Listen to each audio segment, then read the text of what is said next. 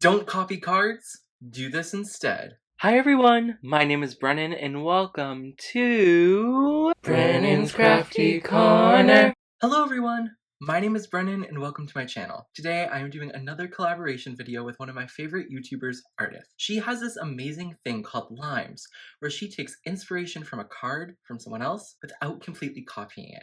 It's a really fun way to take inspiration and switch up stuff and add in your own personal touches, and I really love it. I've been using it since before I started YouTube, before she even knew who I was, before any of you knew who I was, so I've loved limes for a very long time. So let's get right into this video so you can see how limes works.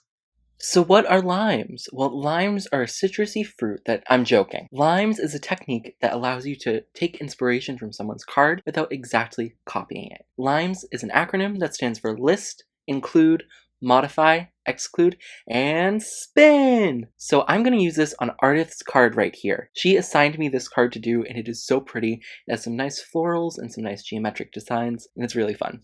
So for listing, we're going to go over what she has. She has a yellow and blue color scheme with a lot of different squares. In addition to the squares, she has some florals and that orange peel stencil she loves in the background. So for include, I am going to do the same stencil in the background, and we'll get into that in a second. And I'm also going to include that two-toned blue color scheme. So I'm going to do some flowers, and not these flowers though, but I'm going to do a lighter and a darker color on my flowers, just like how she did a lighter and a darker blue. For the modify, I'm going to slightly switch up that stencil in the background, which we're also going to get into in a minute. And I'm going to also do a sentiment, but it's going to be a hello sentiment and stamped in black instead of blue. For my excluding, I'm not going to put any of those gems she has on her sentiment, and I'm also not going to use yellow. And for my spin, I'm going to replace the yellow with some green, and I'm going to do a beige or a craft background. Let's start with the background. So here I have a piece of cardstock that's 4 1/4 by 4 1/4. This is cardstock from Lawn Fawn in the color Craft. Because Ardyth did a square card, and I know she loves her square cards, I'm also going to do one. And then I have the GeoCircle stencil from Simon Hurley. She also used the GeoCircle stencil on the card that she assigned for me to do. However, this is a layering stencil set, and she used the other layer. So I'm going to use this layer for it,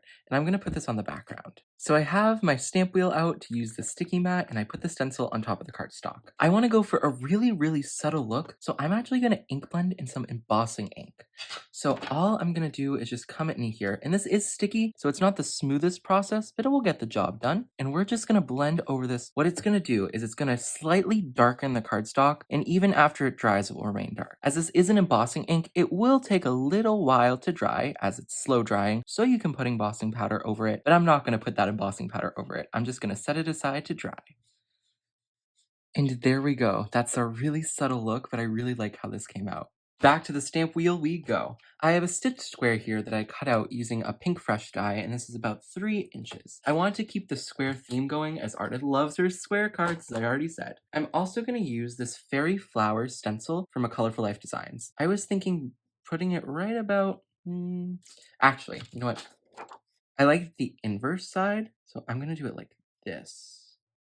Okay, and I still wanted to use a light and a dark color, because on her card she uses a light and a dark blue for her flowers, but I didn't want to do blue, so I'm going to do purple. So I have Sangria and Pixie Dust, both colors from Catherine Pooler, and I'm going to use a little touch of Sangria in the center of the flowers. This is a very dark color, so I'm not going to put too much, because I don't want to overpower the Pixie Dust once I put it.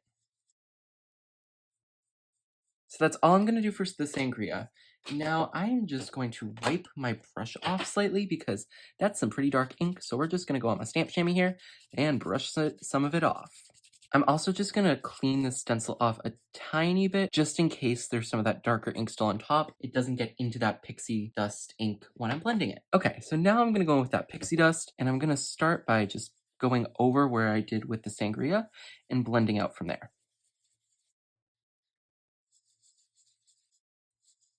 Also, I feel like if you masked off the stem part of this stencil, it could look like a really cool firework. I'm just kind of seeing that now.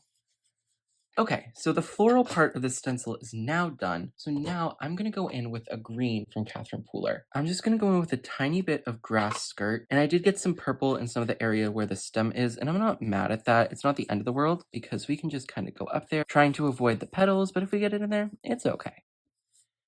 And now we're going to peel and reveal. Ooh, that looks really good. I really like how much deeper that center is in that outer portion. So I really do like this, but I think it's a little tiny itty bitty plain. So I'm just gonna go in with whatever residual ink I have on this blue blending brush. And I'm just gonna bring it in slightly here.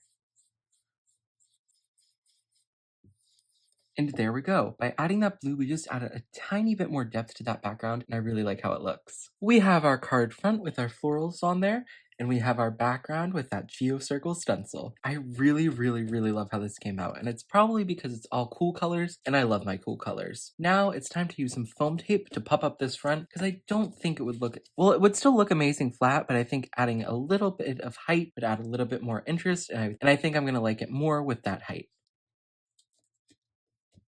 I've peeled off all the release paper, so now it's time to press our card front onto our card. They're both technically card fronts. We'll put our floral panel onto the card front now. Have to angle myself very weirdly for this just so I can see it well.